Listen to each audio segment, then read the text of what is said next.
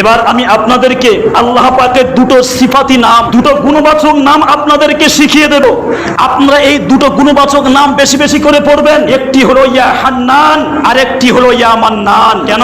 হাদিসের মধ্যে এসছে জাহান্নামীরা যখন জাহান্নামের মধ্যে চিৎকার করবে, তখন তাদের মধ্যে থেকে একজন মানুষ বলবে ইয়া হান্নান ইয়া মান্নান, এই বলে চিৎকার করবে একজন মানুষ।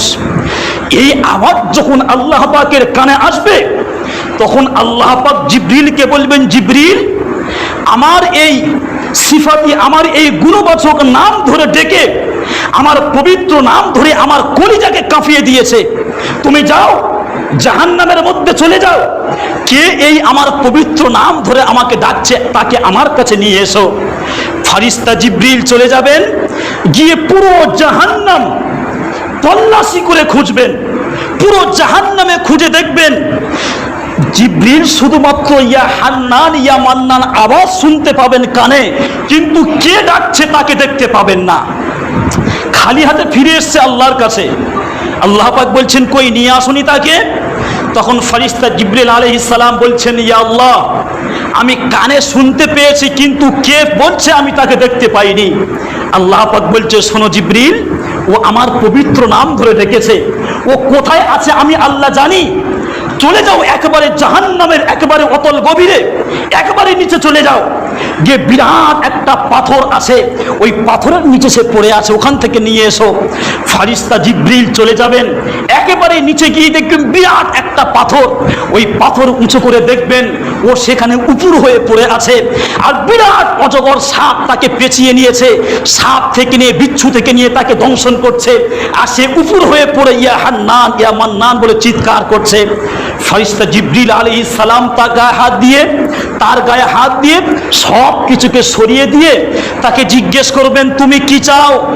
ওই লোকটি বলবে, আমি যার নাম আমি ধরে ডেকেছি ওই আল্লাহ আমার প্রভুকে আমি চাই। তখন ফেরেশতা জিবরিল তাকে নিয়ে সরাসরি আল্লাহর সামনে নিয়ে আসবেন, আল্লাহর সামনে দাঁড় করিয়ে দেবেন। আল্লাহ পাক এবার জিজ্ঞেস করবেন, আল্লাহ পাকের সামনে দাঁড় করিয়ে দেওয়ার পর সে ডুকরে কেঁদে উঠে বলবে, আল্লাহ, আমি তো আপনার গুনাহগার বান্দা, আর সহ্য করতে পারছি না, জ্বলে পুড়ে শেষ হয়ে গেলাম, এবার আপনি আমাকে ক্ষমা করে দেন। তখন আল্লাহ পাক বলবেন, বান্দারে, তুই আমার ওই পবিত্র নাম ধরে ডেকে আমার অন্তরকে তুই কাঁপিয়ে দিয়েছিস, যা, আমি তোর নাজাতের ফয়সালা করে দিলাম, হাউজে কাউসারের পানিতে গোসল করি, একে তোর জন্য জান্নাতের ফয়সালা করে দিলাম। বলুন সুবহানাল্লাহ। মনে রাখবেন, এই রকম দিন কিন্তু আমাদের সবার সামনে আসছে। আজ আমরা শান্তিতে আছি ঠিকই, কিন্তু এই কঠিন দিন যখন আসবে, সেই দিন আমরা কেমন ভাবে নিজেকে আমরা ক্লিয়ার করব, সেজন্য করে এখন থেকে চিন্তা করা উচিত।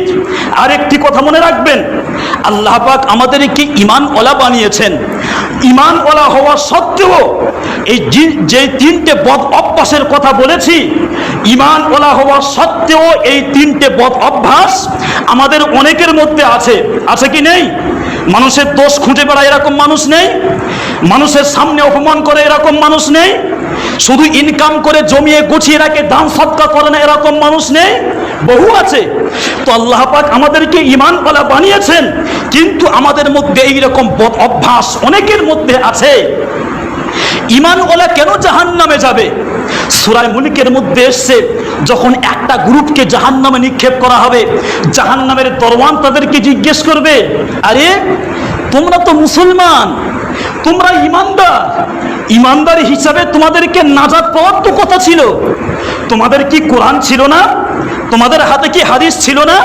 কেন তোমরা জাহান্নামে এসছো?